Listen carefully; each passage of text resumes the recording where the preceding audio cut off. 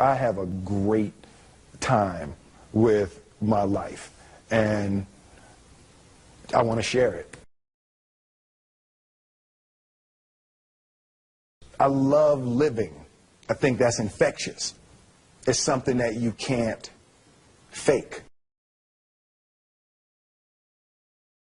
Greatness is not this wonderful, esoteric, elusive, God-like feature that only the special among us will ever taste. You know, it's something that truly exists in all of us. It's very simple. This is what I believe, and I'm willing to die for it. Yeah. Period.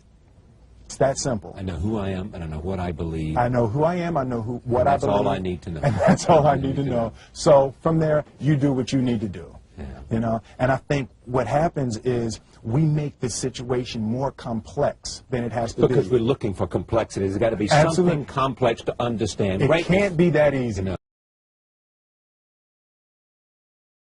We didn't grow up with the sense that where we were was where we were going to be. You know, we grew up with the sense that where we were almost didn't matter because we were becoming right. Something greater. The separation of talent and skill is one of the greatest misunderstood concepts for people who are trying to excel, who have dreams, that want to do things. Talent you have naturally. Skill is only developed by hours and hours and hours of beating on your craft. I've never really viewed myself as particularly talented. Where I excel is ridiculous, sickening work ethic. You know, while the other guy's sleeping, I'm working. While the other guy's eating, I'm working. There's no easy way around it. No matter how talented you are, your talent is going to fail you if you're not skilled. Mm-hmm. You know, if you don't study, if you don't work really hard and dedicate yourself to being better every single day, mm-hmm. you'll never be able to communicate with people, with your artistry, the way that you want. So the only thing that I see that is distinctly different about me is I'm not afraid to die on a treadmill. You might have more talent than me, you might be smarter than me, but if we get on the treadmill together, right, there's two things. You're getting off first, or I'm going to die. It's really that simple. One summer, his dad tore down a brick wall on the front of his business and told 12-year-old Will and his 9-year-old brother to rebuild it, a job they said was impossible. It took them a year and a half, but they did it. And he said, now don't you ever tell me it's something that you can't do. You don't try to build a wall.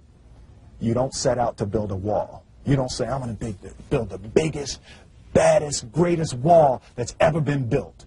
You don't start there. You say, I'm going to lay this brick as perfectly as a brick can be laid. Yeah. And you do that every single day. And soon you have a wall. And soon you have a wall. You know, it's an idea that my grandmother always had, that you know, if you're going to be here, then there's a necessity to make a difference.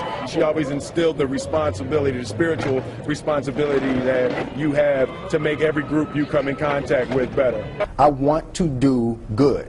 Yeah. I want the world to be better because I was here. I want my life, I want my work, my family, I want it to mean something. And it's like, it has, if you are not making someone else's life better, then you're wasting your time. You know, like your life will become better by making other lives better. I want to represent an idea. I want to represent possibilities. I want to represent the idea that you really can make what you want. One of my favorite books is The Alchemist, Paulo Coelho, and that's just, I just believe that. I believe that I can create whatever I want to create. The first step before anybody else in the world believes it is you have to believe it. There's no reason to have a plan B because it distracts from plan A. I think that there's a certain delusional quality that all successful people have to have. You have to believe that something different than what has happened for the last 50 million years of history, you have to believe that something different can happen. Confucius said, he who says he can and he who says he can't are both usually right. Being realistic is the most commonly traveled road to mediocrity. Why would you be realistic? What's the point of being realistic? Just put up a barrier. Yeah, I'm going to do it. It's done. It's already done. The second I decide it's done, it's already done. So now we just got to wait for y'all to see. It's unrealistic to walk in a room and flip a switch and lights come on. That's unrealistic. Fortunately, Edison didn't think so. It's unrealistic to think you're going to bend a piece of metal and fly people over an ocean in that metal. That's unrealistic. But fortunately, the Wright brothers and others didn't believe that. And it just seems like such a ridiculous idea to me to embrace the idea that it's not going to happen and that's not real for that to happen. As soon as you say it, now you just made that real. Our thoughts, our feelings, our dreams, our ideas are physical in the universe.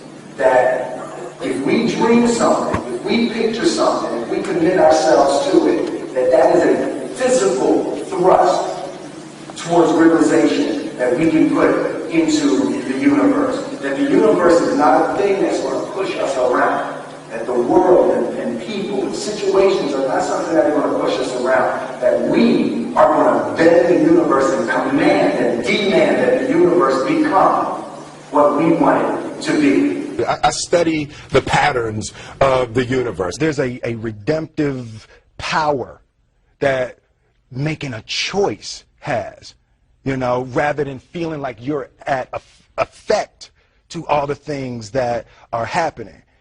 Make a choice, right? You just decide what it's going to be, who you're going to be, how you're going to do it. Just decide. And then from that point, the universe is going to get out your way. It's like it's water. It wants to move and go around stuff, you know. You know, there's a flow of the universe that I've grown to know just how to go with it.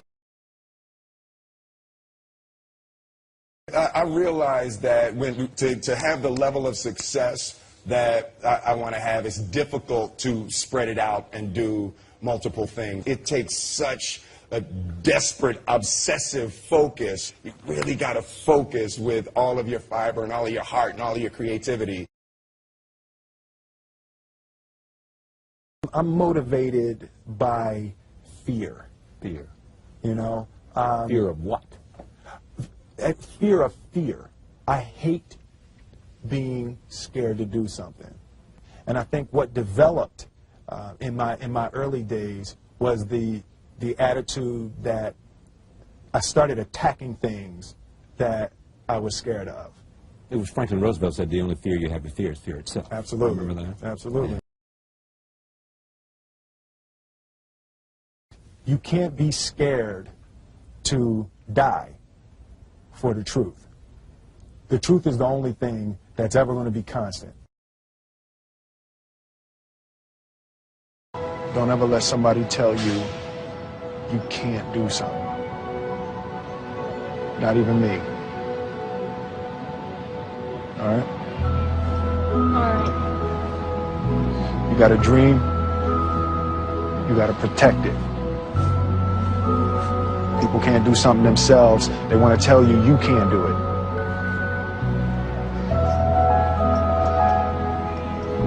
You want something, go get it. Period.